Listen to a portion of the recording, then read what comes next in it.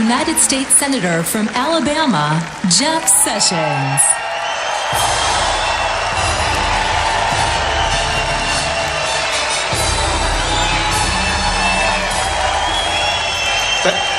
Thank you. Thank you so much, good friends. Thank you, Alabama. Speaking from this podium today is a long way from the rafter seats my wife and I had as college students in Miami in 1972, I gotta tell you. This year, our voters spoke clearly on two critical issues in our primaries: trade and immigration. They affirmed Donald Trump and his positions. They opposed Obama trade, and they demand a lawful system of immigration that protects their safety and their financial well-being. Average Americans have been the first to know that something is wrong with this economy. Our middle class is steadily declining, with our African American and Hispanic communities being the hurt the most. But the Washington establishment, the media, big corporations have been in denial. Fellow Republicans, we must understand that the incomes of middle-class Americans today are $4,000 less per year than in 1999. This is an economic disaster. We're on the wrong track, and the American people know it. Yet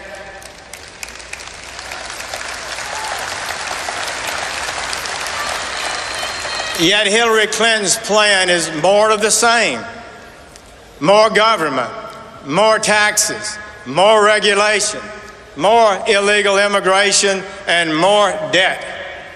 She has been the champion of globalist trade agreements, but the facts are in, they have not worked for the American people. When those agreements were signed, President Clinton and Obama promised our dangerous trade deficits with China and Korea would be reduced.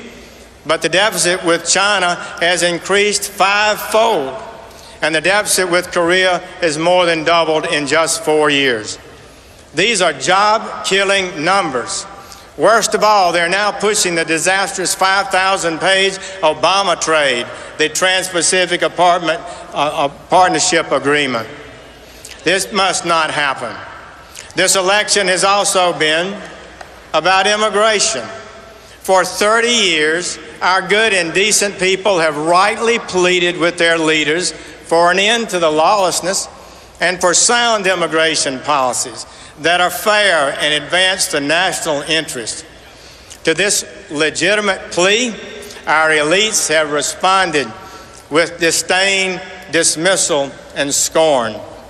But is there anyone in America that does not understand that when we bring in more workers than we have jobs for, the job prospects and wages fall? Top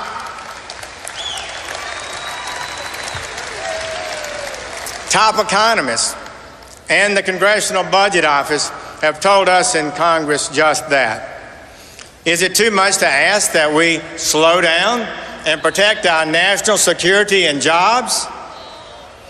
We lawfully admit, friends, 1.1 million permanent residents annually to this country, more than any other country in the world, and they are, for the most part, wonderful new additions to our country.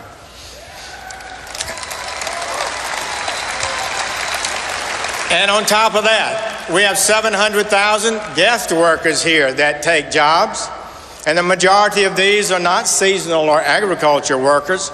There are about 350,000 people who succeed in crossing our borders illegally each year, and almost 500,000 more unlawfully overstay their visas. These are extreme numbers, but the only solution from Obama and Hillary Clinton is to capitulate to the lawlessness and give amnesty and citizenship to all. It will not work.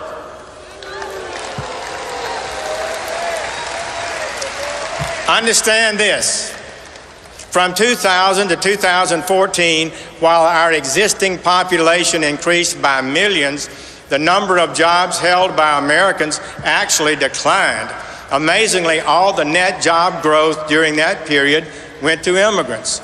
Combine that with the reality of efficient businesses, increased automation, and slow growth. The fact is, we just don't have enough jobs being created now for the people who are here. Does this help to explain why our wages have fallen and why we have the lowest percentage of Americans actually holding a job in 40 years? Our duty as elected officials is to get our people jobs first.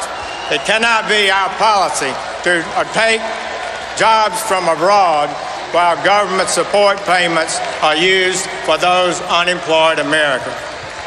Bad trade deals, excess immigration floods the labor market, reducing job prospects and wages. Improper vetting places our nation at risk of terrorism. Remember, the president has the clear power to suspend immigration to protect America. So Americans want help now. This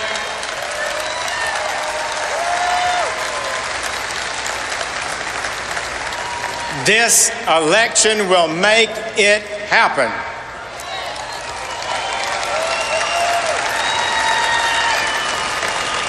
That is why we need Donald Trump.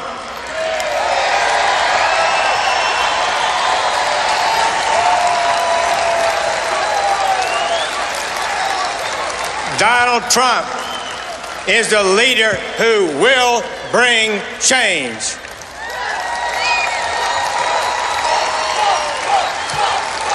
He has the strength, the courage, and the will to get it done.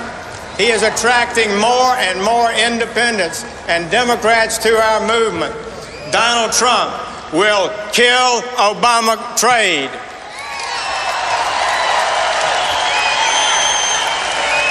Donald Trump will build the wall.